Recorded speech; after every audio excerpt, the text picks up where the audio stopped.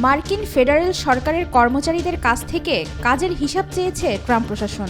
স্থানীয় সময় 22 ফেব্রুয়ারি সন্ধ্যায় তাদের কাছে একটি ইমেল পাঠানো হয়েছে। সেখানে বলা হয়েছে আগামীকাল সোমবারের মধ্যে তাদের কাজের হিসাব দিতে হবে, নইলে চাকরি হারানোর ঝুঁকি রয়েছে। ট্রাম্প প্রশাসনের সরকারি দক্ষতা বিভাগের প্রধান ধনকুব ইলন মাস্ক সামাজিক যোগাযোগ মাধ্যম এক্সে একটি পোস্ট দেওয়ার কিছুক্ষণ পরই এই ইমেল পাঠানো হয়। এতে বলা হয়, ইমেলের অনুরোধে সাড়া না দেওয়াকে পদত্যাগ হিসেবে দেখা হবে।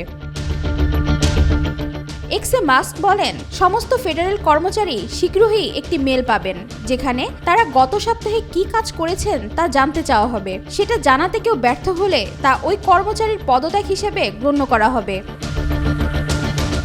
প্রেসিডেন্ট ডোনাল্ড ট্রাম্প নিজের সোশ্যাল মিডিয়া নেটওয়ার্ক ট্রুথ সোশ্যালে পোস্ট করার কয়েক ঘন্টা পরই মাস্ক তার এই পোস্টটি করেন। ট্রাম্প তার পোস্টে বলেন, 23 লাখের শক্তিশালী ফেডারেল কর্মী বাহিনীর আকার কমাতে এবং পুনর্গঠনের জন্য DOGE এর আরও আক্রমণাত্মক পদক্ষেপ নেওয়া উচিত।